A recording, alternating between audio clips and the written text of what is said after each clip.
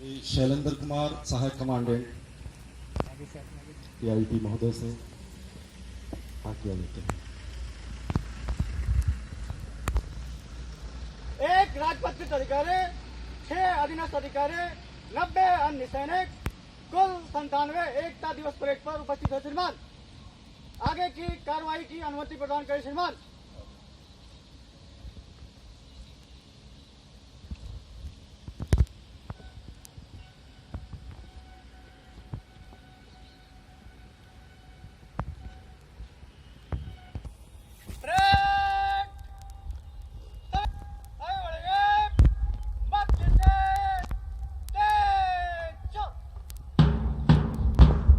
सुरक्षाकरण में मध्य से तेज चलकर आगे बढ़े।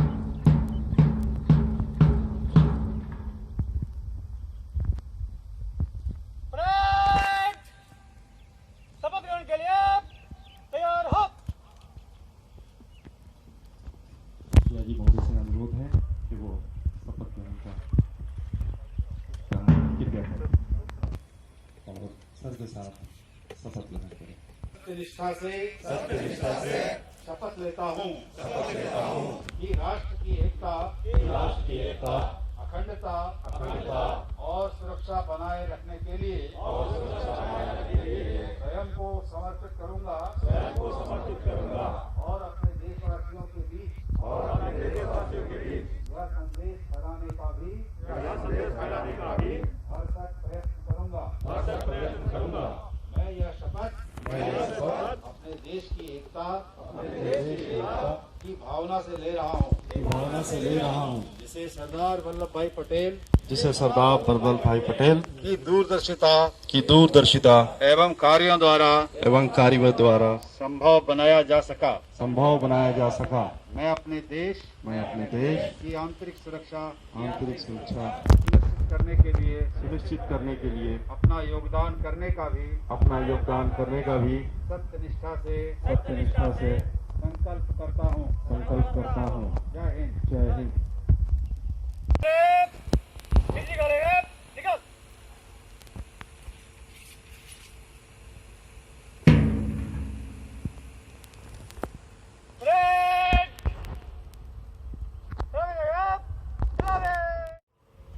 भारत के प्रथम उप प्रधानमंत्री और प्रथम गृह मंत्री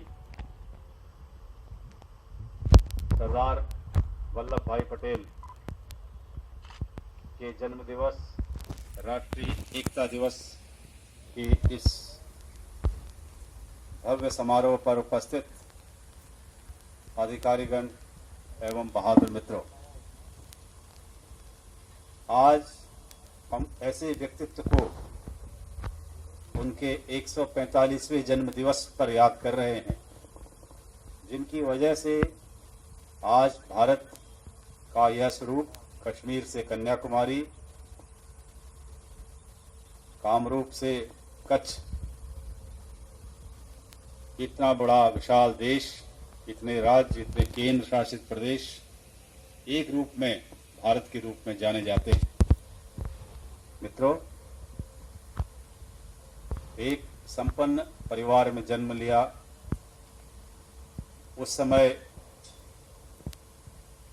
अपनी प्रारंभिक शिक्षा के बाद इंग्लैंड से बैरिस्टरी की शिक्षा प्राप्त की। अहमदाबाद में अच्छी खासी वकालत चल रही थी और महात्मा गांधी के आह्वान पर अंग्रेजों के विरुद्ध आज़ादी की लड़ाई में कूद पड़े। 1918 में जब खेड़ा में किसानों ने लगान देने से मना कर दिया और एक बहुत बड़ा किसानों का आंदोलन अंग्रेजी हुकूमत के खिलाफ खड़ा हुआ, तो महात्मा गांधी के विशेष अनुरोध पर वल्लभ भाई पटेल ने किसानों को अंग्रेजों के खिलाफ संगठित किया। किसानों की हालत बहुत खराब थी, लगातार सूखा और सारे विश्व में आर्थिक मंदी के चलते किसान भुखमरी की कगार पर आ चुके थे, लेकिन सरकार को अपना लगान कम करने की कोई भी नहीं सूझ रही थी। 1928 में बारदोली का जो आंदोलन किसानों का हुआ, उसका नेतृत्व वल्लभ भाई पटेल ने किया और उनकी संगठन क्षमता को देखते हुए वहाँ के लोगों ने, विशेष तौर से महिलाओं ने, उन्हें सरदार की उपाधि दी। वे न केवल राष्ट्रीय आज़ादी के सबसे बड़े सूत्रधार थे, बल्कि सामाजिक आंदोलनों में बढ़ चढ़ करके हिस्सा लेने वाले बहुत बड़े व्यक्तित्व रहे। बाल विवाह के खिलाफ, अछूत प्रथा के खिलाफ उन्होंने बहुत मुखर आवाज़ उठाई और गुजरात में चल रही उन दिनों जो बधुआ मजदूरों की कुप्रथा थी, उसे भी समाप्त करने में बहुत बड़ा अपना योगदान दिया। आज़ादी के बाद हमारी जो आज CRPF है, उस समय क्राउन रिप्रेजेंटेटिव पुलिस इसको कहते थे, मूलतः यह फोर्स उस समय, जो उस समय के राजे रजवाड़े थे, वहाँ पर शांति व्यवस्था कायम करने के लिए बनाई गई। और जब आज़ादी मिली तो उस समय के नेताओं ने सोचा कि भाई ये तो राजे रजवाड़ों को सुरक्षित रखने के लिए, वहाँ कानून व्यवस्था बनाए रखने के लिए फौज खड़ी की गई है, तो इसको अभी आगे चालू रखना चाहिए कि नहीं रखना चाहिए, ऐसे बंद कर देना चाहिए अभी। ये उनकी दूरदर्शिता थी कि उन्होंने यह निर्णय लिया कि इसमें बहुत बड़ी संगठन क्षमता है, बहुत बड़ा डिसिप्लिन फोर्स है, इसे आगे हम कंटिन्यू रखें। और 28 दिसंबर 1948 को जो हमारा एक्ट बना, CRPF एक्ट, उसके बाद इसका नाम भी चेंज किया गया, सेंट्रल रिजर्व पुलिस फोर्स इसे बनाया गया और इसे देश में एकता और अखंडता कायम करने के लिए बहुत बड़ी जिम्मेवारी दी गई। तो एक किस्म से हमारी CRPF के कम से कम वो जनक है और हमारे लिए हमेशा पूज्य रहेंगे। सरदार पटेल का सबसे बड़ा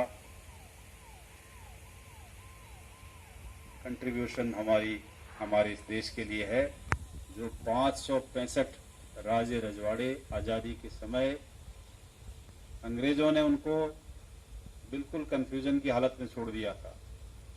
अंग्रेजों ने जिस देश पे भी राज किया और जब उन्होंने अपनी हुकूमत छोड़ी, वहाँ पर कुछ न कुछ बवाल छोड़ के जरूर चले गए। आप इजराइल को देख लीजिए, इजराइल और फलस्तीन में जो झगड़ा चल रहा है, अगर अंग्रेजों ने जिस समय वहाँ पर इजराइल को छोड़ा, उसमें अगर ठीक से दोनों में बंटवारा कर दिया होता तो शायद ये हालत नहीं होती। और यही हाल उन्होंने हिंदुस्तान में भी किया। जो उस समय के राजे, एक तो ब्रिटिश हुकूमत थी, जो ब्रिटिश इंडिया था, उसे तो इंडिया को दे दिया गया और राजे रजवाड़ों के बारे में कोई फैसला नहीं लिया गया। लगभग 565 छोटे मोटे राजे रजवाड़े थे और उनको वैसे के वैसे ही छोड़ दिया गया। तो उसमें बहुत से ऐसे रजवाड़े थे जो अपने आप को सोचते थे कि हम इंडिपेंडेंट राज करेंगे, हमारा अपना राज चलता रहेगा। तो सरदार की दूरदर्शिता थी कि उन्होंने कुछ को मनवा लिया, कुछ को प्रलोभन दिया गया, कुछ को डराया धमकाया गया और कुछ के खिलाफ बल प्रयोग किया गया। उन सबको इस अखंड भारत का हिस्सा बनाया गया। काठियावाड़ का रजवाड़ा था, जूनागढ़ का रजवाड़ा था। इन लोगों ने थोड़ा बहुत हिमाकत की कि इसका खिलाफत करें, विरोध करें, तो वहाँ पर थोड़ा बहुत फोर्स भेज के और थोड़ा बहुत कूटनीति से उनको अपने देश का हिस्सा बनाया गया। सबसे बड़ी बगावत उस समय के हैदराबाद के निज़ाम ने की थी और हैदराबाद के निज़ाम का बहुत बड़ी हुकूमत थी उनकी, जो आज का आंध्र प्रदेश, तेलंगाना, गुजरात का कुछ हिस्सा और मुंबई प्रेसिडेंसी का कुछ हिस्सा था।